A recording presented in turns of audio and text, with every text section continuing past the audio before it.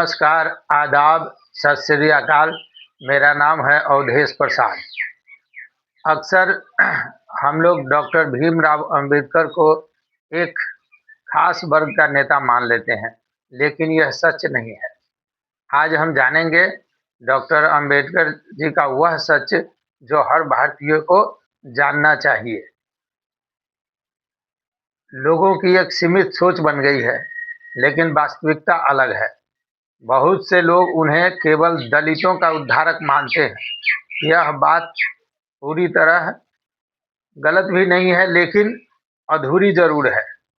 वह एक खास वर्ग के नेता नहीं, बल्कि पूरे समाज के, पूरे देश के, राष्ट्र के एक सच्चे देशभक्त थे। और उनका दृष्टिकोण, उनकी शिक्षा, उनका पूरा संघर्ष पूरे राष्ट्र के लिए था, हर व्यक्ति के लिए था। उनका हर विचार समानता, न्याय और अवसर की समानता के लिए हर भारतीय के लिए था, न कि किसी खास एक वर्ग के लिए। डॉक्टर अंबेडकर ने भारत का संविधान बनाया, जो हर नागरिक को समान अधिकार देता है, चाहे वह गरीब हो या अमीर हो, पुरुष हो या महिला हो, किसी भी धर्म या जाति का हो। आज जो हम फंडामेंटल राइट्स का लाभ उठाते हैं, वह हर भारतीय के लिए है।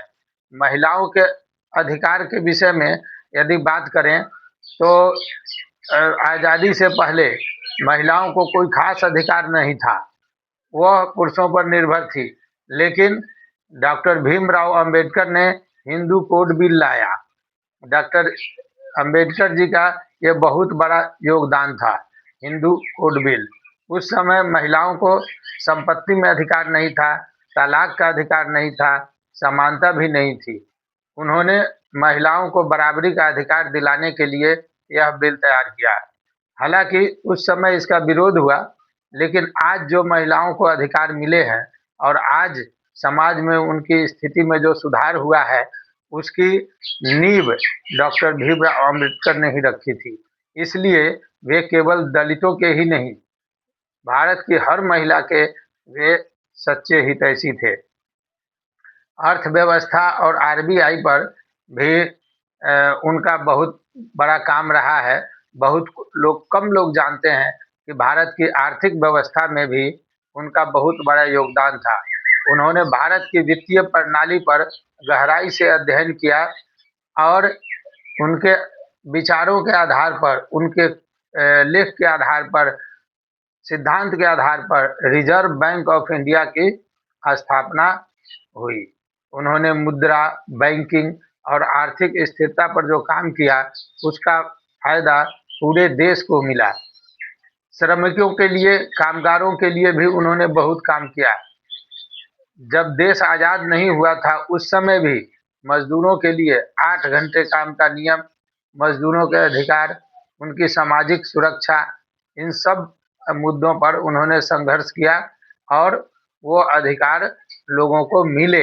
ऐसा नहीं है कि उन्होंने सिर्फ एक तबके की आवाज़ उठाई, उन्होंने उस हर वर्ग के लिए आवाज़ उठाई जो कमज़ोर था या शोषित था। उनका असली संदेश हमें क्या सिखाता है? समाज को बांटना नहीं, जोड़ना चाहिए। उनका सपना था एक ऐसा भारत जहां समानता, शिक्षा, न्याय हर व्यक्ति को मिले। अगर हम केवल उन्हें एक वर्ग तक सीमित कर देते हैं, तो उस महान नेता के प्रति हम न्याय नहीं कर रहे हैं। आइए आज हम संकल्प लें कि हम डॉक्टर अंबेडकर को सही मायनों में समझेंगे, उनके विचारों को अपने जीवन में अपनाएंगे और उन्हें केवल एक समाज के नेता नहीं, बल्कि एक राष्ट्र निर्माता के रूप में जानने की कोशिश करेंगे। उनके बारे में आप लोग पढ़ें। डॉक्टर भीमराव अंबेडकर की जयंती 14 अप्रैल को आ रही है। इस मौके पर सब लोग उनके बारे में अध्ययन करें और समझें, उसके बाद निर्णय लें कि उन्होंने सबके लिए काम किया या नहीं। पहले से कोई धारणा बनाना उचित नहीं है। आज के लिए इतना ही, विस्तार से फिर चर्चा करेंगे। धन्यवाद।